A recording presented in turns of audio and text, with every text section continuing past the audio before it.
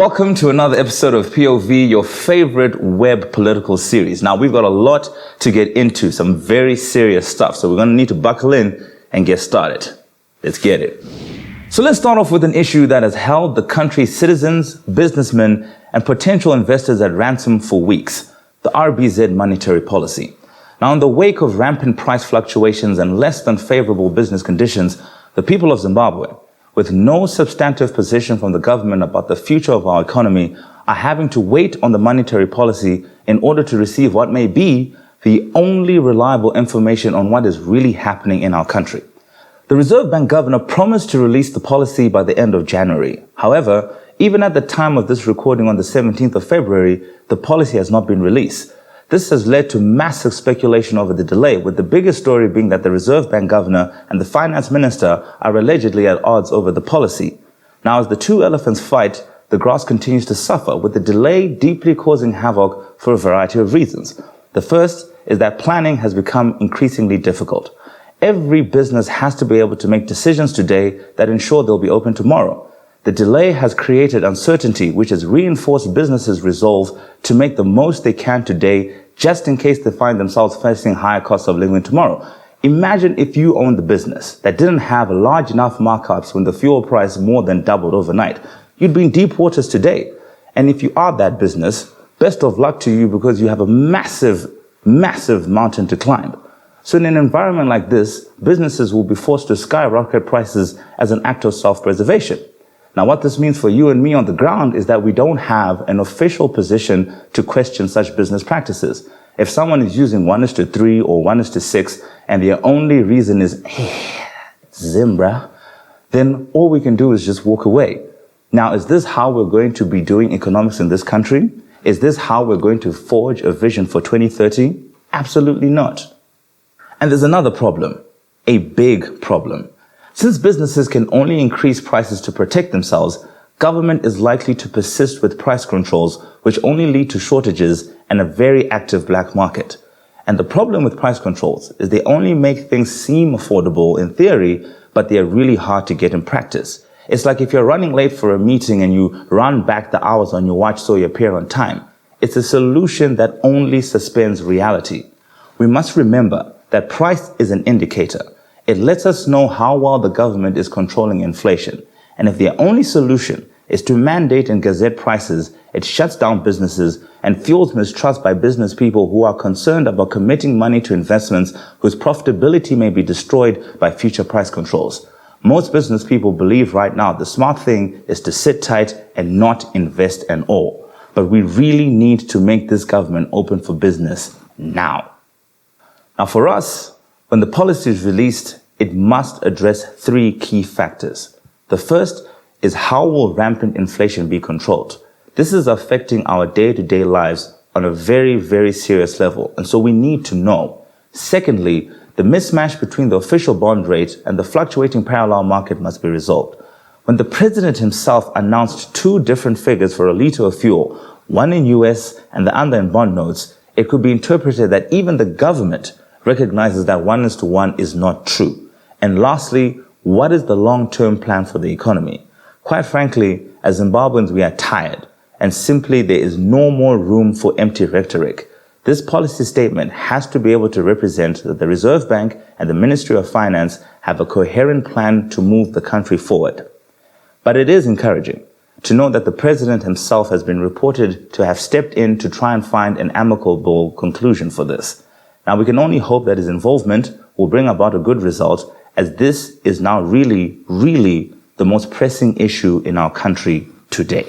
Now, the recent clash between honorable members of Parliament Themba Mliswa and Dexter Nduna was crazy, to say the least. During a parliamentary portfolio committee meeting, the legislator from Norton accused his counterpart from Chegutu West of being involved in scandals involving millions of dollars. Mr. Nduna was not amused by this and demanded that Mr. Mliswa retract his accusations and threatened the MP by confessing something that he probably shouldn't have. The two would go on to fight again in a Senate hearing where more insults and accusations were hurled by Mr. Mliswa, and this time the Justice Minister was also at the firing line of this fiery MP. Now, Mr. Nduna has since sued Mr. Mliswa to the tune of $10 million for defamation, and we can only wait to see how that will pan out. Now, at POV, we're very particular at highlighting things that the government needs to address, things pertinent to their public approval and overall desire to display good governance. We actually want them to do well, which is why discussing matters like we're about to is very serious. Now, a few weeks ago, lawyers in Harare took to the streets petitioning what they deemed to be the government's interference in the legal system. This was triggered by what they alleged to be a miscarriage of justice on hundreds of citizens who were arrested on various parts of the country on allegations of violence and were denied bail, and even others who had their cases fast-tracked without following due process. Now, why would the lawyers feel this way? And why are we bringing this up in a case between two rival MPs? During a Senate hearing after the two MPs clashed, the Justice Minister Ziyambi was taken to task by two opposition MPs on the legal procedure surrounding the controversy. The minister's first port of call was to downplay Mr. Nduna's confession by telling the Senate that the MP's words in Shona could be interpreted differently, and even went as far as to go and give two seemingly joking examples. The response was disappointing, to say the least. Now, thankfully, upon further probing, the Justice Minister then produced an answer saying that there was a procedure in Parliament to deal with such situations. Through the setting up of privileged committees, you can investigate such matters and take them up seriously. Now, what are we saying? On one hand, the system can extract swift justice, while on the other hand, it tiptoes around matters. This is not a good look at all. And when the government is being accused of failing to separate itself from the powers between the arms of state, it only further lessens the faith people have in it. When cases like these routinely happen, it then further adds to the mistrust people have over its overall workings. So when you don't have the faith of the people over the economy and the justice system, two major facets of our lives, it is mandatory that we fix this growing impression that your plans are failing and falling short. Now, we still have faith that this government can turn things around. And we are hoping that by continuing to sound these things, they might be able to hear that what they actually need to do is to address the issues that are closest to our heart. Now, I know during my POVs, I'm particularly tough with the government, but today, I think I need to address a group of people who are very close to my heart. And that's us, Zimbos. Situations like this monetary policy delay really bring out the shortcomings of the government, but they also show the shortcomings of us as people. We, if we're planning to get into 2030 as a productive and constructive nation, we have a lot of things that we need to leave behind. This has brought the worst out of us. Now, a perfect example for the condition of the Zimbabwean people can be seen when you get to a uncontrolled intersection and know for a fact that you're going to get into a traffic jam. Everyone is trying to get in at their own time without actually giving each other a chance. And this speaks volumes, metaphorically, as to what we are now. We're about ourselves. We no longer think about the bigger picture. And yes, we do need to think for ourselves as a matter of self-preservation, but we cannot forget that we are in this together. So an attitude of being able to be conscious of the other man's problems as you are settling your own is critical at this juncture. Because if we are to get into 2030 as good citizens of Zimbabwe, these must be principles we hold dear to our heart.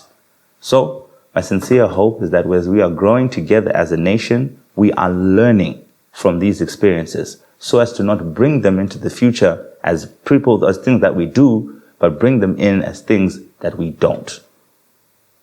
This is Kuda Mangwe saying good morning, good afternoon, and good night. Thank you for watching the show. Now don't forget to subscribe to our YouTube channel and like our Facebook page. And heck, if you're really that guy, follow us on Twitter. We've got some real juice on there.